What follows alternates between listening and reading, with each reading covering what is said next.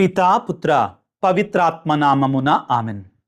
ప్రభునందు మిక్కిలి ప్రియ సహోదరి సహోదరులారా, క్రీస్తు ప్రభువు చేత ఎన్నిక చేయబడినటువంటి 12 మంది అపోస్తులలో ఒకరైనటువంటి పునీత బర్తలోమయ్య గారి యొక్క పండగ వాక్య పరిచర్యకి మిమ్మందరినీ ప్రేమతో ఆహ్వానిస్తున్నాను. మత్తయి శుభవార్త 10వ అధ్యాయము 1 నుండి 4 వరకు పవిత్ర వచనములు. యేసు తన 12 శిష్యులను చెంతకు పిలిచి దుష్టాత్మలను పారద్రోలుటకు, సకల వ్యాధి బాధలనల్లా పోగొట్టుటకు వారికి అధికారం ఇచ్చెను. ఆ 12 అపోస్తుల పేర్లు ఇవి. అందు మొదటివాడు పేతురు అనబడు సీమోను, మరియు అతని సోదరుడగు ఆంద్రేయ, జబదాయి కుమారుడగు యాకోబు మరియు అతని సోదరుడగు యోహాను, ఫిలిప్పు, బర్తలోమయి, తోమ, సుంకరి అయిన మత్తయి, అల్ఫయి కుమారుడగు యాకోబు, తద్దయి, కనానీయుడగు సీమోను, ఆయనను అప్పగించినటువంటి యూదా ఇస్కారియేతు. క్రీస్తునాథుని యందు మిక్కిలి ప్రియా సహోదరి సహోదరులారా, ఆగస్టు 24వ తారీఖున యావత్ కథోలిక స్త్రీ సభ 12 మంది అపోస్తులలో ఒకరైనటువంటి బర్తలోమయ్య గారి యొక్క మహోత్సవాన్ని ఘనంగా కొనియాడుతూ ఉంది. బర్తలోమయ్య గారి గురించి మనం ఎక్కువగా సువిశేషాలలో కనబడదు, వినము కూడా. యోహాను సువార్తలో మాత్రం మనకు కొన్ని విశేషాలు మనకు తెలుస్తాయి. ఇంతకీ బర్తలోమయి అంటే అర్థం ఏంటి? ఆ పేరుకు ఉన్న అర్థం ఏమిటి అంటే, అసలు అది పేరు కాదు. బర్తలోమయి అంటే తల్మయి అనగా తల్మయి కుమారుడు, అంతే దాని అర్థం. తల్మయి కుమారుడు అని అర్థం. ఈ విషయాన్ని మనం సీమోను పేతురు గారి యొక్క విషయంలో కూడా మనం తెలుసుకుంటాం. మూల భాషలో ఏమని ఉంటుందంటే సైమన్ బార్ జోనా అని ఉంటుంది. బార్ అంటే ఫలానా వాని యొక్క కుమారుడు అని అర్థం. ఎవరు అనేటువంటి చివరిలో మనకు కనబడుతుంది. సైమన్ బార్ జోనా అంటే యోనా, జోనా అంటే యోనా, యోనా పుత్రుడవైన సీమోను.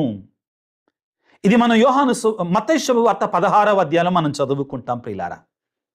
ఇక వీరి యొక్క విశేషాలకు విషయంకి వస్తే, మనకి వీరు పుట్టి పెరిగినటువంటి జన్మస్థలం గలిలయలో ఉన్నట్టు కానా అనేటువంటి గ్రామం. యేసుప్రభు మొదటిగా కానా పెళ్లిలో ఆయన అద్భుతాన్ని చేశారు కదా, కానా అనేటువంటి గ్రామం అని తెలియవస్తుంది ప్రియులకు దేవుని బిడ్డలారా.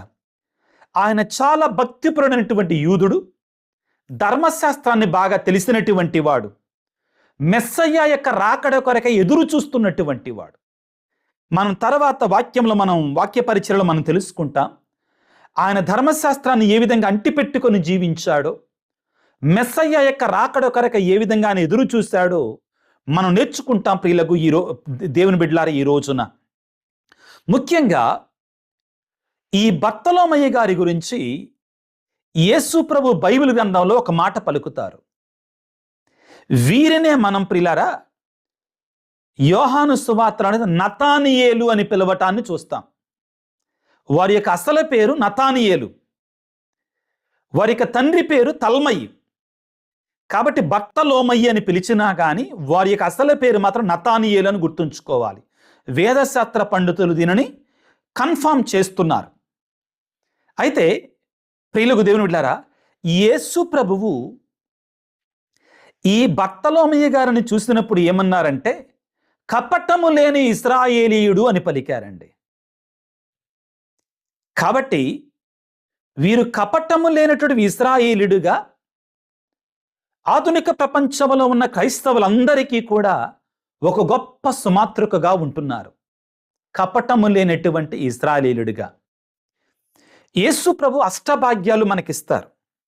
మత్తయి శుభవార్త 5వ అధ్యాయంలో అష్టభాగ్యాలు చెప్పేటప్పుడు ఒక మాట చెప్తారండి. ఏమిటి అంటే మత్తయి శుభవార్త 5వ అధ్యాయం 8వ వచనము, నిర్మల హృదయులు ధన్యులు, వారు దేవుని దర్శింతురు. కపటము లేనటువంటి వారు అంటే నిర్మలమైనటు హృదయాన్ని కలిగినటువంటి వారు. అవును ప్రియులారా, కపటము లేనటువంటి వారు అంటే నిర్మలమైనటువంటి హృదయాన్ని కలిగినటువంటి వారు. దావీదును ఎన్నుకున్నప్పుడు దేవుడు ఇదే మాట చెప్పాడు. నరుడు పై రూపును చూస్తాడు, కానీ దేవుడు హృదయాన్ని పరిశీలిస్తాడు, అవలోకిస్తాడు అని పలికారు. ఆ హృదయాన్ని చూసినటువంటి దేవుడు ఈ బర్తలోమయి గారిని, ఈ నతానియేలు గారిని దేవుడు ఎన్నుకున్నాడు. తన యొక్క సేవకి అతను ఎంతో ఉపయోగపడతాడని ప్రియులకు దేవుని బిడ్డలారా, ఈ సందర్భంగా ఈ బర్తలోమయి గారన్నా నతానియేలన్నా ఒకరేనండి. కాబట్టి నేను ఈ 2 పదాలు వాడినప్పుడు మీరు కంగారు పడాల్సిన అవసరం లేదు. వీరి జీవితం నుండి కొన్ని విశేషాలు తెలుసుకొని మన జీవితాలకు అన్వయం చేసుకోవటానికి ప్రయత్నం చేద్దాం. అన్నిటికంటే ముఖ్యంగా యోహాను సువార్తలో బర్తలోమయి పేరు కనబడదు, కానీ నతానియేలు అనే పేరు కనబడుతుంది. దీనిని బట్టి వేదశాస్త్ర పండితులు ఏమంటారంటే, ఆ బర్తలోమయే ఈ నతానియేలు, ఈ నతానియేలే ఆ బర్తలోమయి అని మనకు అర్థమవుతుంది. కాబట్టి ఈ బర్తలోమయి గారి జీవితం నుండి, నతానియేలు గారి జీవితం నుండి కొన్ని వేద సత్యాలు తెలుసుకోవటానికి ప్రయత్నం చేద్దాం ప్రియులకు దేవుని బిడ్డలారా. యోహాను సువార్త 1వ అధ్యాయము 47వ వచనాన్ని మనం చదువుకుంటే, నతానియేలు తన యొద్దకు వచ్చుటను చూచి అతనిని గూర్చి యేసు, ఇదిగో ఇతడు నిజమైనటువంటి ఇశ్రాయేలీయుడు, ఇతని యందు ఏ కపటము లేదు అని పలికెను. బర్తలోమయి గారు, నతానియేలు గారు యేసు ప్రభు దగ్గరికి రావటాన్ని చూచి, యేసు ప్రభు ఈ నతానియేలును చూసి, ఈ బర్తలోమయి గారిని చూసి ఏమన్నారంటే, ఇదిగో కపటము లేనటువంటి, కల్లా కపటము లేనటువంటి, నిజాయితీ కలిగిన, నిర్మలమైన హృదయము కలిగినటువంటి నిజమైన ఇశ్రాయేలీయుడు అని పలికాడు. ఈ మాట మనకి చాలా విషయాలు బోధిస్తుంది ప్రియులారా. కపటము లేనటువంటి జీవితం ఈ ఆధునిక ప్రపంచంలో ఎక్కడ చూద్దామన్నా కల్లా కపటమే. నతానియేలు గారి జీవితం ఈ రోజున మనకి దేవుని సన్నిధిలో కపటము లేకుండా జీవించండి అని ఆహ్వానిస్తుంది ప్రియులారా. మొదటి సమూయేలు గ్రంథము 16వ అధ్యాయం 7వ వచనంలో మనం చెప్పుకున్నాం. మనుష్యుడు వెలుపలి రూపును చూస్తాడు, దేవుడు హృదయాన్ని అవలోకిస్తాడు. ప్రియులకు సహోదరి సహోదరులారా, దేవుని సన్నిధికి వచ్చినప్పుడు మనం మన హృదయాన్ని తెరచి దేవుని ముందు ఉంచటానికి ప్రయత్నం చేయాలి. దేవుని ముందు కూడా మనం ఇంకా కపట జీవితాన్ని జీవించలేం, వేషధార జీవితాన్ని జీవించలేం. పరిసయ్యులు ఆ జీవితాన్ని జీవించారు. దేవుని దగ్గర కూడా వాళ్ళు కపటమైన జీవితాన్ని జీవించారు, వేషధారణ జీవించారు. కాబట్టి దేవుడు వాళ్ళని ఇష్టపడలా, దేవుడు వాళ్ళని తిరస్కరించాడు. బైబిల్ గ్రంథ ఆధారాన్ని చేసుకొని పరిశుద్ధులు ఒక మాట అంటారు, దేవుడంట వేశ్యనైనా క్షమిస్తాడంట, కానీ వేషధారణ ఉంటే మాత్రం అంగీకరించడంటండి. దీనికి చక్కని ఉదాహరణ లూకా సువార్తలో యేసు ప్రభువే చెప్పినటువంటి గొప్ప ఉపమానం ప్రియులారా. ఒక పరిసయ్యుడు, సుంకరి దేవుని దగ్గరికి వచ్చారు. ఆ సుంకరి తన గుండెలు బాదుకుంటున్నాడు నిజాయితీగా, ఎటువంటి కపటం లేకుండా నేను పాపిని అనుకుంటున్నాడు. నన్ను క్షమించు తండ్రి, నీ సన్నిధిలో నిలబడటానికి నేను యోగ్యుడిని కాదు అంటున్నాడు. కానీ ఆ వేషధారి అయిన పరిసయ్యుడు ఏమంటున్నాడు, నేను పరిశుద్ధుణ్ణి, నేను పవిత్రుణ్ణి, నేను ఎట్లాంటి పాపిని కాదు, నేను 10వ వంతు ఇస్తున్నా, వారానికి 2 సార్లు ఉపవాసం ఉంటున్నా. ఇది వేషధారణ. పునీత బర్తలోమయ్య గారు మనందరికీ నేర్పించేది ఏంటంటే, దేవుడు నిన్ను నన్ను ఎన్నుకోవాలి అంటే, బర్తలోమయ్య గారి వలె ఆశీర్వదించాలి అంటే, మనలో దేవుని సన్నిధికి వచ్చినప్పుడు కపటము లేనటువంటి జీవితం మనకు ఉండాలి. ప్రపంచంలో వ్యాపారంలో కపటత్వమే, ఉద్యోగంలో కపటత్వమే, కుటుంబాలలో కపటత్వమే, వేషధారణే. దేవుని సన్నిధికి వచ్చినప్పుడు కూడా కపటత్వంతో జీవిస్తున్నారు కొంతమంది. దేవుడు ఈ రోజున పరిశుద్ధులైనటువంటి బర్తలోమయి గారిని, నతానియేలు గారిని మన ముందు ఉంచి ఏమంటున్నాడంటే, బిడ్డ, కపటము లేకుండా నా దరికి రా, కపటం ఉంటే నేను అంగీకరించను అని పలుకుతున్నాడు. ప్రియులకు దేవుని బిడ్డలారా, ఇక్కడ మనం ప్రియ దేవుని బిడ్డలారా, దేవుని సన్నిధికి వచ్చినప్పుడు మన సందేహాలని చెప్పొచ్చు దేవునికి. గుర్తుపెట్టుకోండి ఈ విషయాన్ని. నేనేదైనా నమ్మలేకపోతున్నా, నేనేదైనా విశ్వసించలేకపోతున్నా, దేవా నా విశ్వాసాన్ని బలపరచయ్యా, నేను విశ్వసించలేకపోతున్నానని అంటంలో తప్పు లేదు ప్రియులారా. వినండి జాగ్రత్తగా. పరిశుద్ధ బైబిల్ గ్రంథంలో ఒకానొక సందర్భంలో నువ్వు విశ్వసిస్తున్నావా అంటే, అయ్యా నేను విశ్వసిస్తున్నాను, కానీ నా విశ్వాసాన్ని నువ్వు బలపరచయ్యా అని వేడుకుంటాడు. శ్రీసభ చరిత్రలో మనకి ప్రియులారా చాలామంది గురువులు కూడా దివ్య ప్రసాదంలో నిజంగా యేసుప్రభు ఉన్నాడా అని వాళ్ళకు కూడా సందేహాలు వచ్చాయి. వారి సందేహాలను నివృత్తి చేశాడు దేవుడు.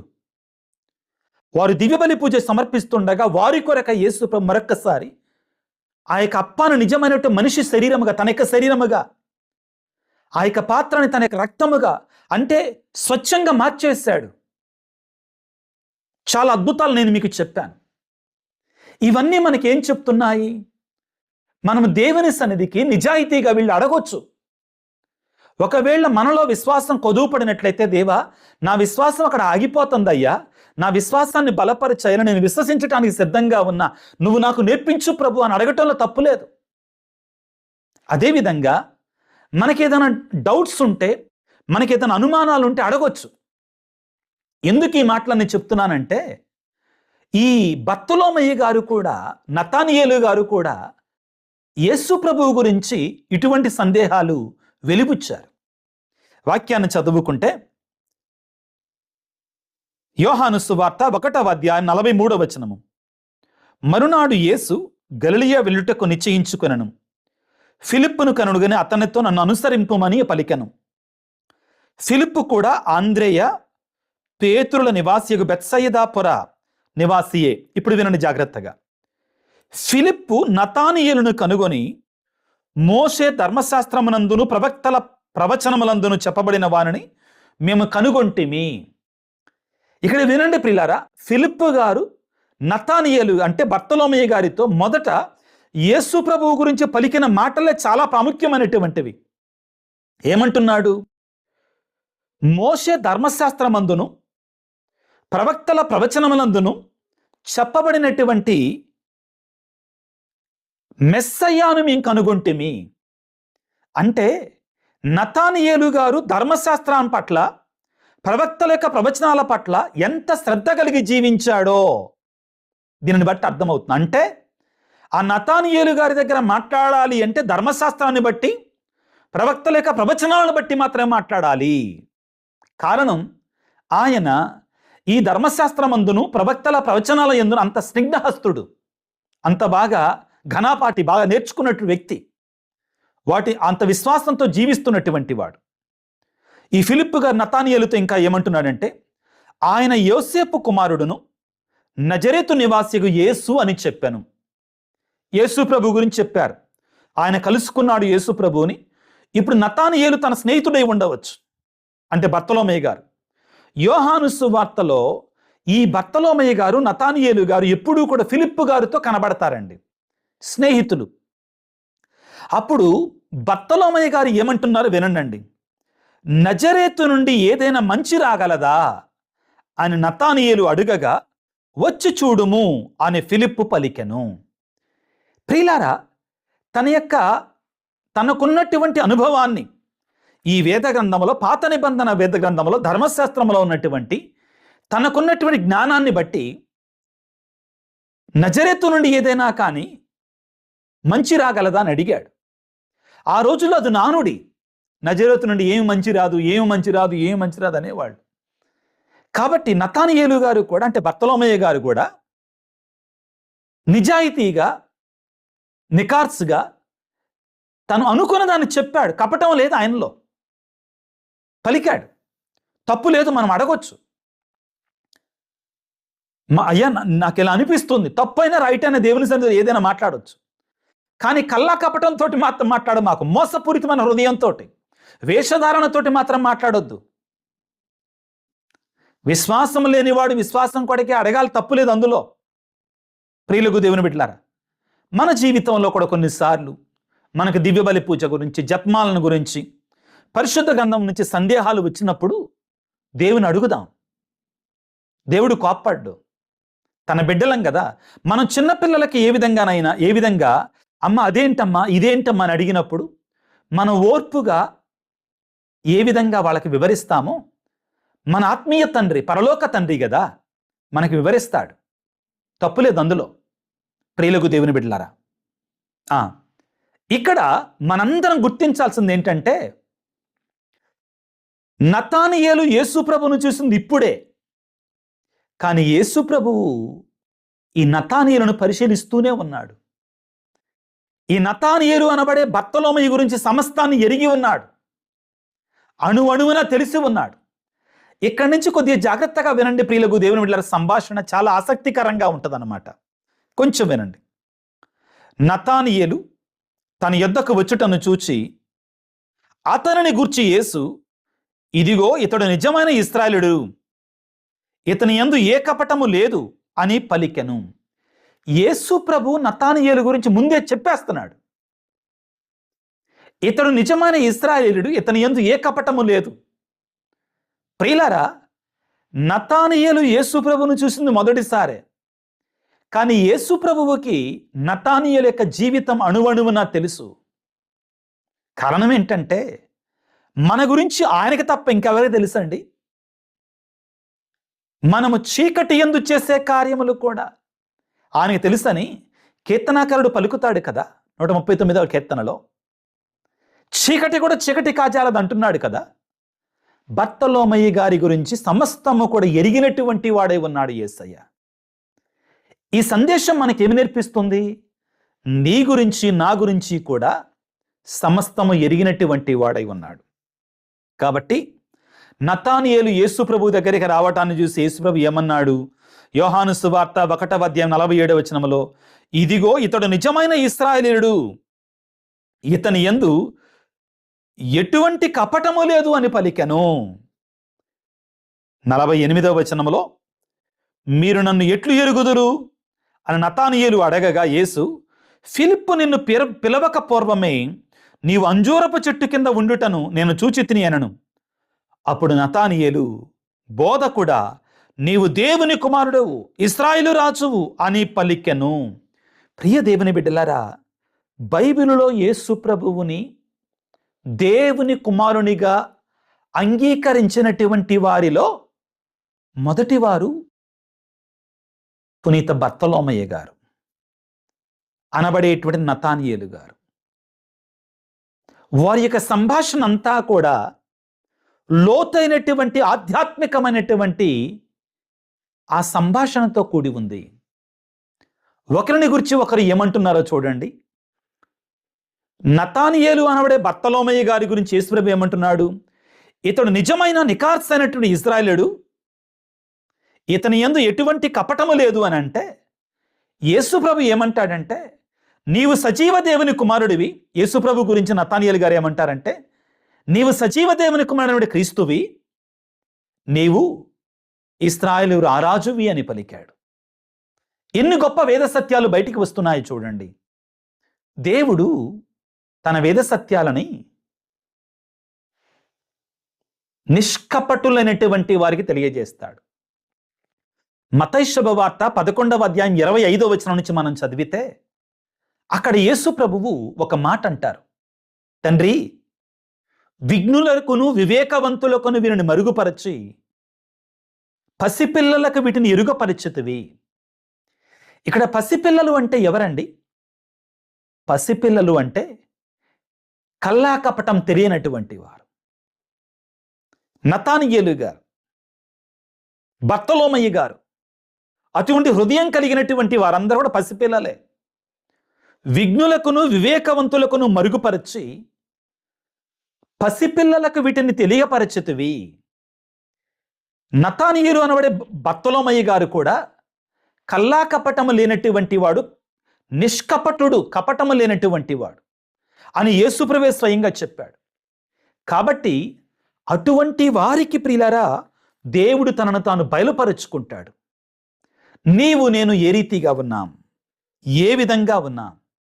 ప్రియులకు దేవుడు, నీ జీవితం నా జీవితం ఏ విధంగా ఉంది? నతానియేలు గారు యేసు ప్రభువును చూడగానే బహిరంగంగా ఆయనకి వెనకడుగు వెయ్యల, బహిరంగంగా అంగీకరించారు. ఏమని? యోహాను సువార్త 1:49 నీవు దేవుని కుమారుడవు, ఇశ్రాయేలు రాజువు అని పలికాడు. మత్తయి శుభవార్త 10:32 ఎవరైతే నన్ను జనుల ఎదుట ఒప్పుకుంటారో వారిని నేను నా తండ్రి సమక్షంలో ఒప్పుకుంటాను అని పలికారు. తిమోతికి రాసినట్టు 2వ లేఖలో 4:2 పౌలు గారు తిమోతితోటి ఏమంటున్నారంటే, నీవు ఈ క్రీస్తుని గురించి, ఈ వేద సత్యాన్ని గురించి, ఈ దేవుని యొక్క వాక్యాన్ని గురించి అనుకూల సమయంలోను అనుకూలము కాని సమయంలో కూడా ప్రకటిస్తూనే ఉండు, నీ దేవుడైన ప్రభువును గురించి అని పలుకుతారు. నతానియేలు గారు యేసు ప్రభుని కలవగానే నువ్వు సజీవ దేవుని కుమారుడైన క్రీస్తువని, నీవు ఇశ్రాయేలుకు రారాజు అని అంగీకరించాడు. నీవు నేను కూడా ఆ యేసయ్యని మన జీవితాలకు రాజుగా అంగీకరిస్తున్నామా? మన బ్రతుకులకు రాజుగా అంగీకరిస్తున్నామా? ఆత్మ పరిశీలన చేసుకోవాలి ప్రియులకు దేవుని బిడ్డలారా. ఇదిగో నీవు నేను కూడా మనకున్నటి విశ్వాసాన్ని కాపాడుకోవాలి. ఆ విశ్వాసములో ఎదగటానికి ప్రయత్నం చెయ్యాలి. పునీత అపోస్తుడైనటువంటి నతానియేలు అనబడేటువంటి బర్తలోమయ్య గారు ఎలా చనిపోయారో తెలుసా? అది వేదశాస్త్ర పండితులు అంగీకరించటం లేదు, కానీ ఈ బర్తలోమయ్య గారు భారతదేశానికి కూడా వచ్చారు అనేటువంటిది ఒక నానుడి ఉంది ప్రియులారా. భారతదేశంలో కొన్ని ప్రాంతాలలో దేవుని యొక్క సువార్తని వారు బోధించారు అనేటువంటి నానుడి కూడా ఉంది. యేసు ప్రభు మరణించి ఉత్థానమై మోక్షారోహణమైన తర్వాత బర్తలోమయ్య గారు పిల్లరా అరేబియా, మెసపటోమియా, పర్షియా, ముఖ్యంగా అర్మేనియా అనే ప్రాంతాలకు వెళ్ళి దేవుని యొక్క సువార్తని బోధించారు. చివరికి వారిని పట్టుకొని ప్రియులారా, మొదటిగా వారు యేసు ప్రభువును బోధిస్తున్నందుకు గాను, యేసు ప్రభువును విశ్వసిస్తున్నందుకు గాను వారు సజీవంగా ఉండగానే వారి చర్మాన్ని ఒలిసివేశారంటండి. ఆ తరువాత వారిని శిరచ్ఛేదనం గావించి తలను నరికి చంపివేశారట. ఈ రీతిగా బర్తలోమయ్య గారు యేసు ప్రభువు కొరకై తన ప్రాణాన్ని అర్పించారు. క్రీస్తును మొదటిగా కలిసినప్పుడే ఆయన నీవు దేవుని కుమారుడివి, ఇశ్రాయేలు రాజువి అని బాహాటంగా పలికారు. ఆ విశ్వాసాన్ని, ఆ నమ్మకాన్ని బర్తలోమయ్య గారు చివరి వరకు కూడా నిలుపుకున్నారు పిల్లారు, ఏనాడు కూడా పోగొట్టుకోలా. కాబట్టే దర్శన గ్రంథం 2:10 మరణము వరకు నమ్మకముగా ఉండుము, నేను నీకు జీవ కిరీటమును ప్రసాదిస్తానంటున్నాడు. నీవు నేను ఏ విధంగా ఉంటున్నాం? ఈ గడ్డు పరిస్థితులలో ఈ విశ్వాసం పరీక్షించబడుతున్నటువంటి ఇటువంటి ఆధునిక యుగములో నీవు నేను కూడా బర్తలోమయ్య గారి వలె జీవించడానికి సిద్ధంగా ఉన్నామా? లూకా సువార్త 9:23 తన సిలువను ఎత్తుకుని నన్ను అనుసరించాలని ప్రభు అంటున్నాడు. బర్తలోమయ్య గారు, నతానియేలు అనబడే బర్తలోమయ్య గారు క్రీస్తును అనుసరించాడు.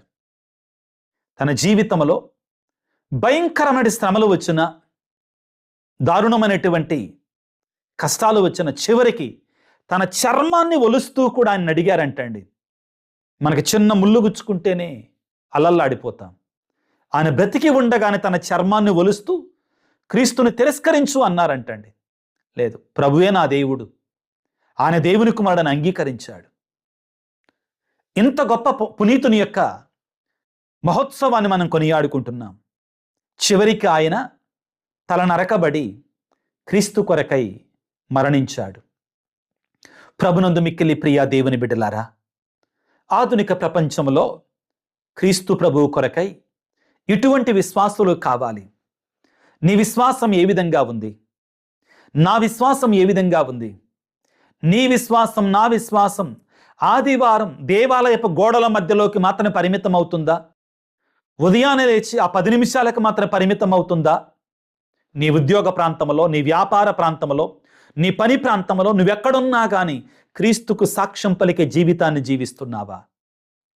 ఏ దేశం ఎగినా ఎక్కడున్నా కానీ ఆ క్రీస్తును ప్రకటిస్తున్నావనే జీవితం ద్వారా. ఇదే దేవుడు కోరుకునేది. ఇటువంటి విశ్వాసాన్ని మనకు దయచేయమని ప్రభు అంటున్నాడు. కడవరకు నిలిచినటువంటి వాడికి నేను జీవ కిరీటాన్ని ఇస్తానంటున్నాడు. దర్శన గ్రంథం 2వ అధ్యాయంలో పిల్లారా, అందరం కూడా ఒక రోజున ఈ లోకాన్ని విడిచి వెళ్ళవలసినటువంటి వారమే. గొప్ప గొప్ప రాజులు లాంటి అలెగ్జాండర్ రాజులు అటువంటి వారు కూడా ఈ లోకంలో శాశ్వతంగా తిష్ట వేసుకొని కూర్చోలు వాళ్ళు కూడా వెళ్ళిపోయారు. ఇంకా సంవత్సరాలు వందల సంవత్సరాలు బ్రతకాలనుకునేటువంటి ఇదిగో మైకల్ జాక్సన్ లాంటి వాళ్ళు కూడా 50 సంవత్సరాలకే వెళ్ళిపోయారు. అందరూ వెళ్ళిపోవలసిందే. కారణం, ఇది మన శాశ్వతమైనటువంటి లోకం కాదు. మన శాశ్వతమైన లోకం మరొకటి ఉంది. నీవు ఏ విధంగా జీవిస్తున్నావు నీ క్రైస్తవ జీవితాన్ని? అలనాడు ఆయన ముందు నిలబడ్డప్పుడు నీ పేరు జీవగ్రంథంలో ఉంటుందా?